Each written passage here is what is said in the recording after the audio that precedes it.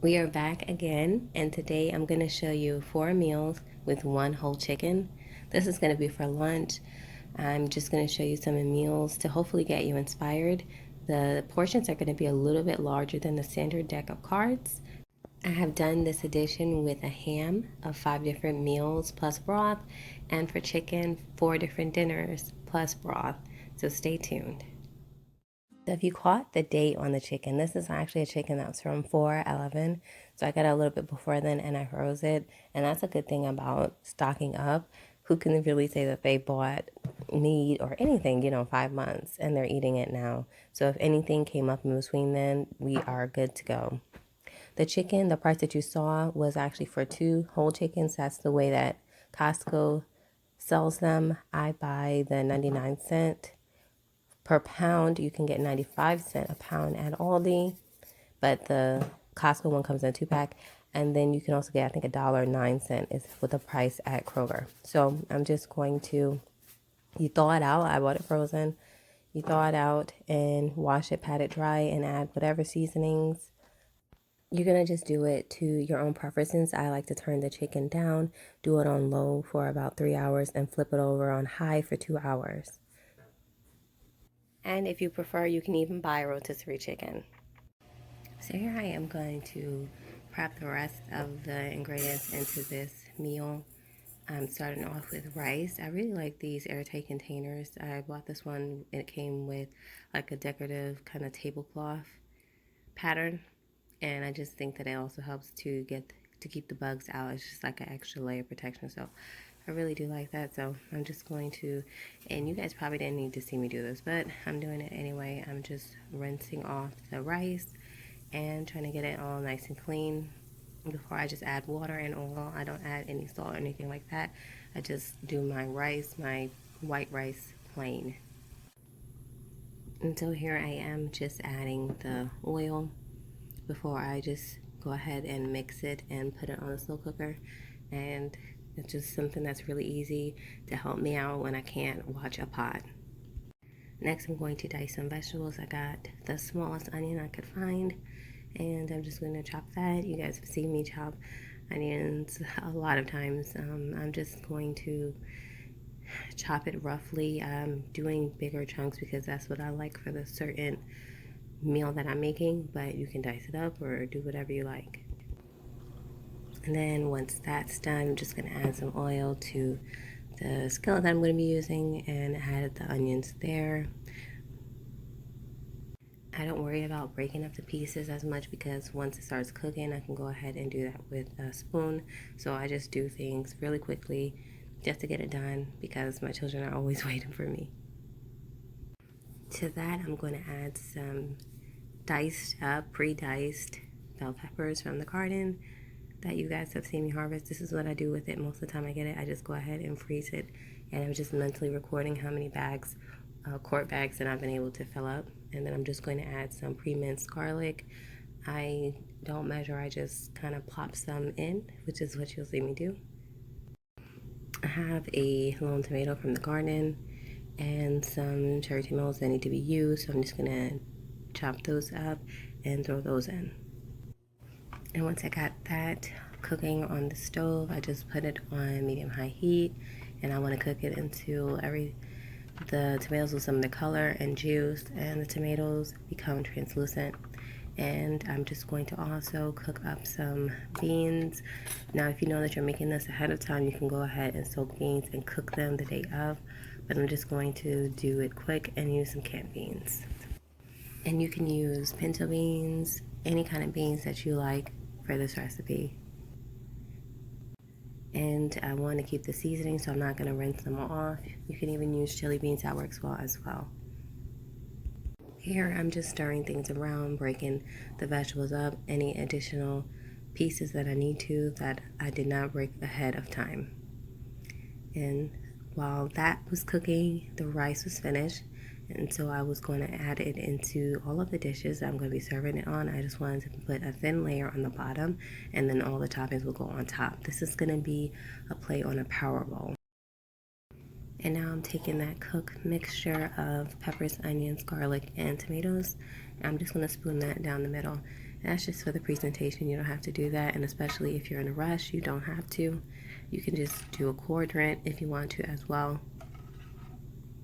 And so this is the finished product so far. Just the rice and the mixture in the middle. Now I'm going to put the rest of the peppers aside for another meal that I'm going to show you guys. And this is, a lot of times people wonder how moms are able to get so many meals on the table every day with their busy life, and it is because basically whenever we have time, we're doing things for the future, and that's what I'm doing here. I'm saving time for aside for another dish, which you will have to watch the part 2 of this to see. So stay tuned and make sure you subscribe. And then we're going to add our beans. Now the juice is just reserved so you can add extra if you like. I like to add juices of whatever I have whenever I'm using white rice. It just soaks up all the flavor.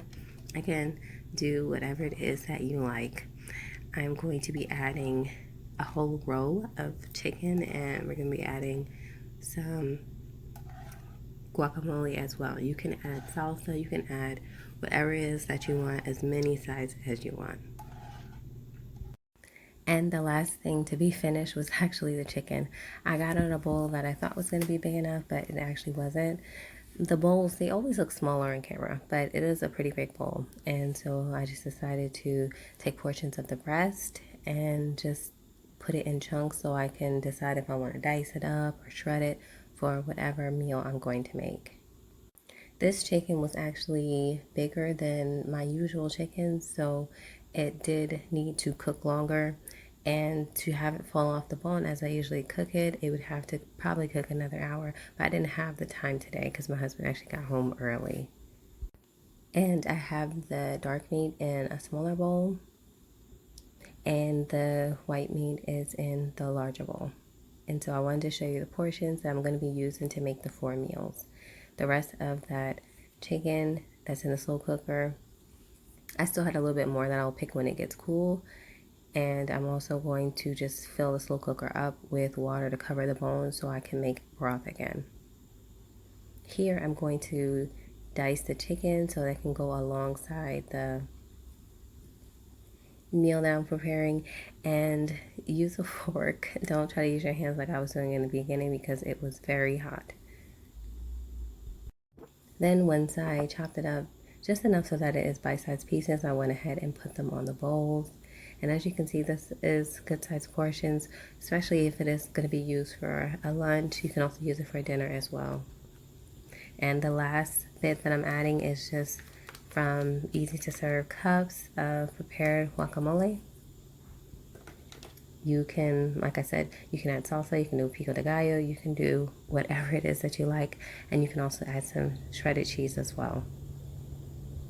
And here are the finished portions for myself, my husband, and my 2-year-old daughter.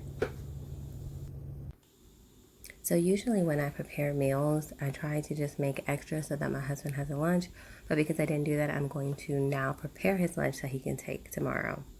So I'm going to be making a simple chicken salad. I'm portioning out some of the dark meat. I'm using dark meat simply because it is a little bit more juicier, and you really want moist chicken for chicken breast, so you can use less mayonnaise. So now I am just going to kind of dice it up. It was already pretty shredded, so it was really easy to do this step. And it's easier to work with the chicken when it is warmer, but of course you want to make sure you don't burn your hands.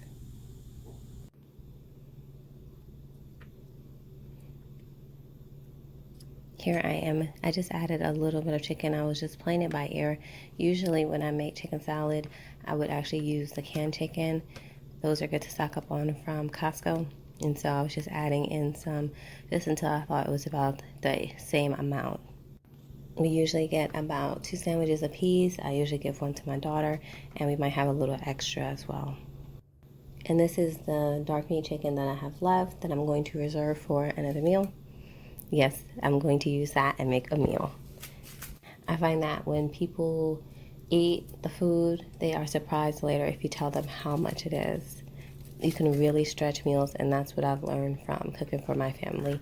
And I want to give you those tips as well because it just really can help with every little dollar going towards and being used properly. So I'm going to get off my soapbox. I'm going to add in some diced onions, and you probably want about half an onion. I chose a smaller onion, and so I pretty much used most of it. You do want it diced as fine as you can get it, or however you prefer, whatever size onions that you would be okay eating raw. Then we'll be adding some of our other ingredients, which are minced garlic and mayo. I usually use about 3 tablespoons. And I'm just going to go ahead and mix it just to see if I think that I need any more. But I thought this was fine to have the perfect balance to where you don't need to add anything to the actual bread. Then I'm going to add some lime juice. I usually use the same equal amount parts of mayo and lime juice, or lemon juice, either one. Italian seasoning. You can actually use basil or any kind of seasoning that you prefer. Because this is going to sit overnight, I'm actually okay to use celery that is frozen. You can also use bell peppers or cucumbers. I try to use seasonal items. And actually, my mom gave me some okra from her garden again, and it probably would actually taste good as well just to have some diced up raw okra in this. So just mix it up. I just want to make sure the amounts of everything is what you prefer and that everything is incorporated. And here I'm showing you that you just really need about 2 tablespoons worth of product to spread onto the bread. And if you do more than that, it'll actually fall apart when you're eating it. For this meal, I like to add some homemade pickles. I have my homemade dill pickles. Also works good with fruit slices, maybe some apples or some grapes. So I hope this was helpful to you, and make sure you come back for part 2. Thanks for watching.